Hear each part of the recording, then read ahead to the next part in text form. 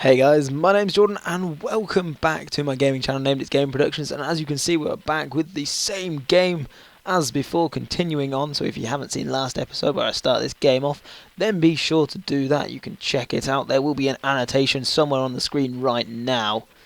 So anyway, moving on, I'm going to continue onwards answering you guys' questions from the previous video. As always, if you want to submit questions for the next video, then be sure to leave them in a comment, and then make sure you subscribe so you can see it when I answer, and it will come up in your sub box if YouTube isn't broken, so you can see what I have to say.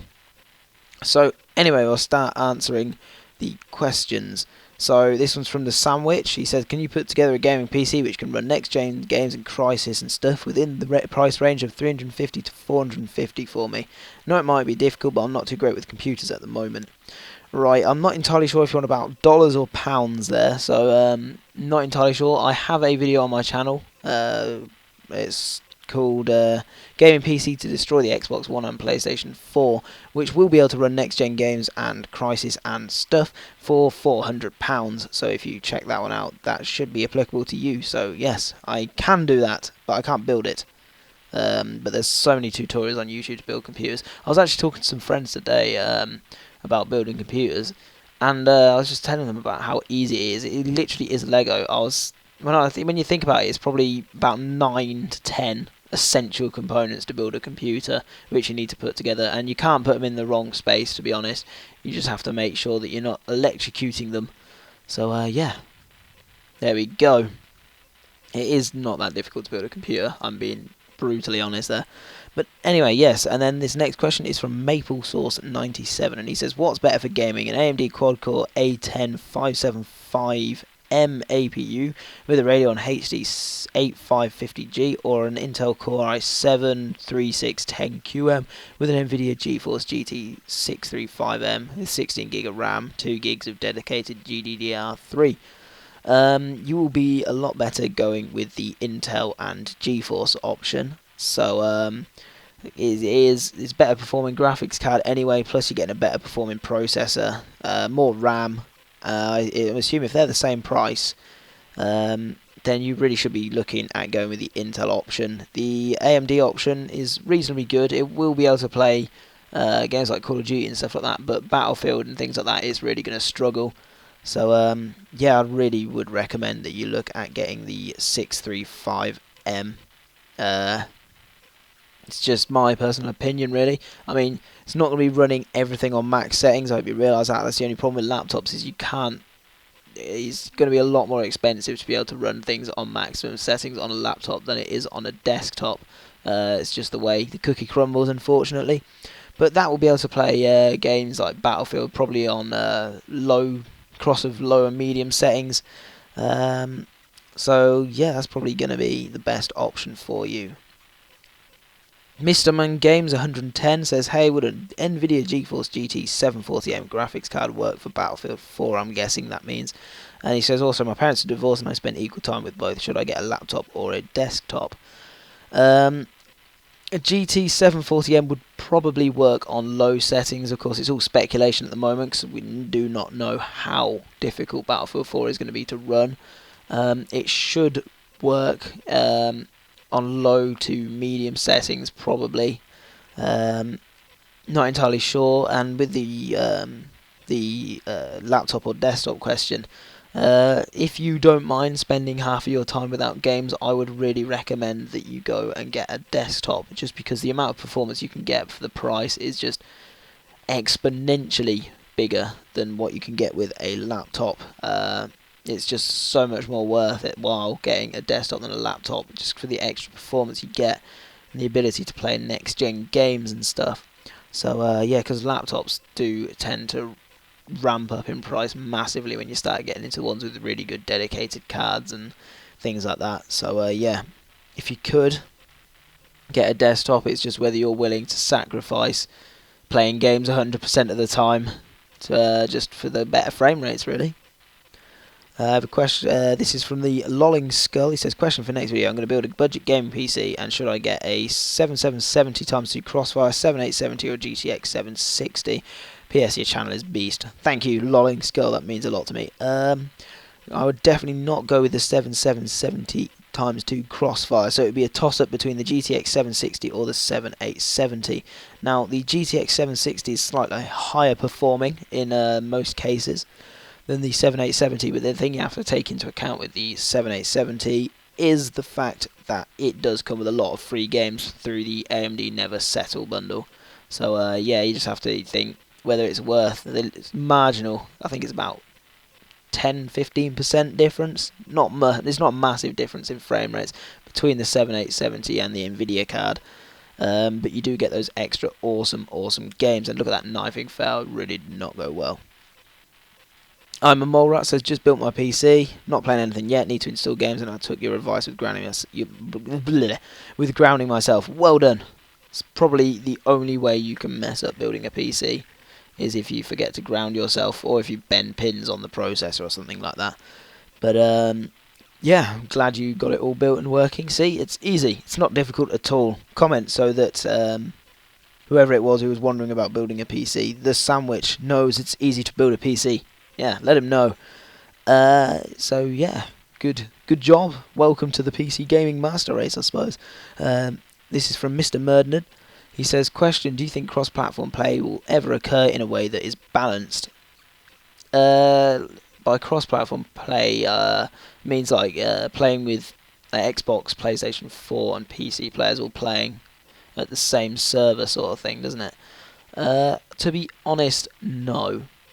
I really don't, because I know there is, but Battlefield 4 is supposedly having mouse and keyboard support, and so is PlanetSide 2 on the PlayStation 4. So it would be a step. It's definitely a step towards cross-platform play by allowing them to use mouse and keyboard to control their characters, as opposed to these silly joystick, thumbstick controller things. I've forgotten what they were called then. But I don't think it will ever be completely balanced for cross-platform play, mainly because that's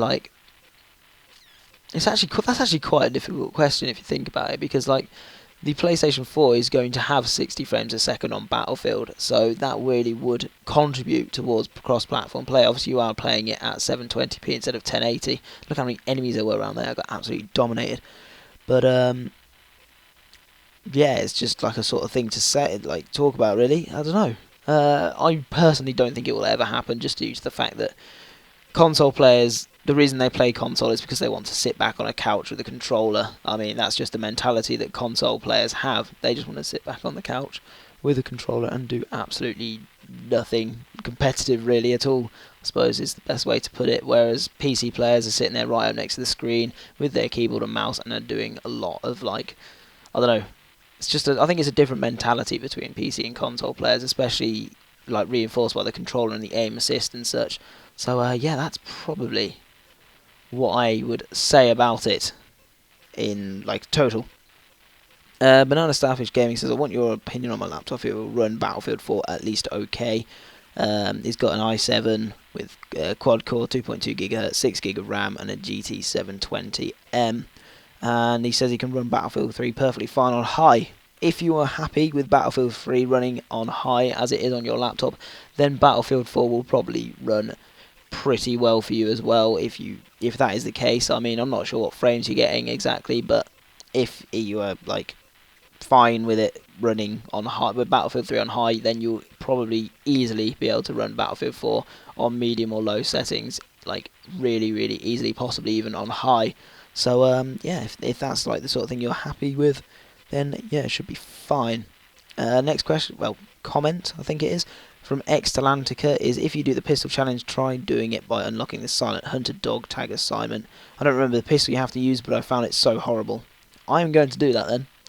Just because you found it horrible and you've recommended it to me, I will put myself through the pain to do that. The next question is from iCliffyX, and he says, would you ever do a get-together on a game with fans? Left 4 Dead is a laugh to play on multiplayer. I'd love to be able to do something like that, maybe get everyone in a raid call lobby or something like that, so we can all just joke around, do things like that.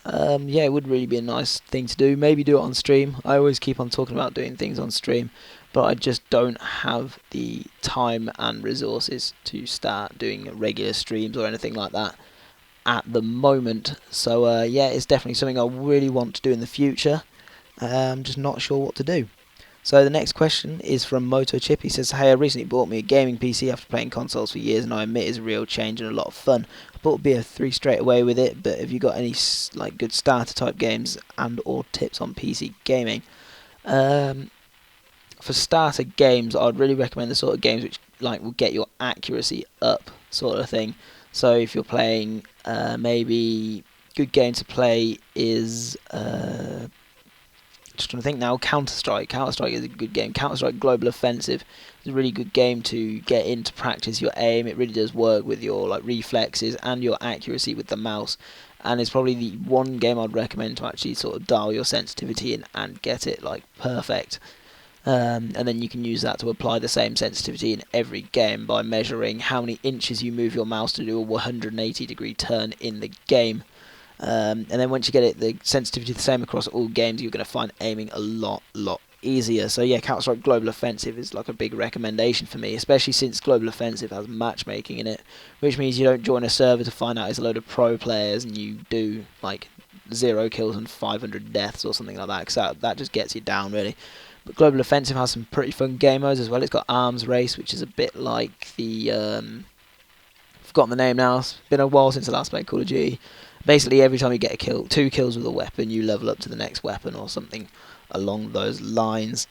So yeah, that's what I would recommend, just because it's a really good way to basically get your aim up. And then for other starter games, you should really be looking at the Humble Bundle. It's www.humblebundle.com. If you look on there, they have these awesome game bundles. They've had like really good ones recently, like the Origin bundle and the Deep Silver bundle and stuff like that. And basically, you pay what you want for a bundle of games, and then you can choose whether to donate like the money to charity or to the Humble Bundle company itself and other such different like causes. And yeah, it basically is a really good way to get loads of games for really cheap. Also, the Steam Christmas sale is going to be happening soon, so you'll be able to pick up a load of good games. I'd recommend trying to pick up as many Valve games as possible, so Portal, Portal 2, Half-Life, Half-Life 2, just because I really enjoy them. But yeah, just have a look around the Steam sale. If there's any games you enjoyed on console, it really would be quite worth maybe replaying them again on PC, just for the extra like atmospheric experience and stuff you get with the improved visuals and the improved audio, and just being like close to the screen using a headset sort of thing. And that was the worst spawn I think I've ever had, like in my life. Did not go well at all. So yeah, I'm just trying to think if there's any of the starter games that I would recommend. Good free game is PlanetSide 2. Loads of free-to-play games now are just incredibly good, like insanely good now. Like they never used to be. They always used to be like pay to win, but like since games have started getting the formula right, like really good on the like the pay to win formula, like you aren't paying to win basically. They've been getting it like awesome. So yeah, free to play games are just really worth like the time and the download now. Especially ones like PlanetSide 2. I don't know if I've already mentioned it, but that is like my favourite free to play game of all time. It's the only free to play game I've actually spent real world money on, just because it's the only one I've enjoyed enough to justify spending the like $15 or so that I spent on buying like new weapons and stuff like that. It's just great fun. You just go around like massive combat. Like you think Battlefield 3's got like big maps and big combat, you just haven't seen anything until you get on PlanetSide 2. It actually is just incredibly amazing. Especially like the amount of vehicles you can do. There's like different planes you can fly and tanks and jeeps. Well, it's not really a jeep, sort of like a dune buggy sort of thing. It's kind of weird what a harasser is. Quad bikes, and yeah, if you get into outfits on that, they're really friendly. Like the community on it, on the whole, I mean, there is obviously always people who aren't just like fitting in with the general thing. The community on it is awesome, and if you go onto a server, say I'm new here, can I join you in with your outfit or something like that, there will be someone who will be willing to pick you up, teach you the basics of the game, and play with you on a regular basis. You'll probably be playing with a group of probably 40 or more people on a regular basis if you get into PlanetSide 2 and are willing to learn and sort of put the effort in and such. It just is a really worthwhile game to get into, and I just can't recommend it anymore, to be honest. But anyway, that is pretty much it for this game. So anyway, guys, thank you for watching. Please subscribe, rate, comment, all of that awesome stuff. Be sure to leave me some questions, be it in the comment section for this video or on Twitter at its_gaming. And yeah, that's pretty much it. So yeah, thank you for watching. Subscribe, rate, comment, all that awesome stuff. Thank you and goodbye.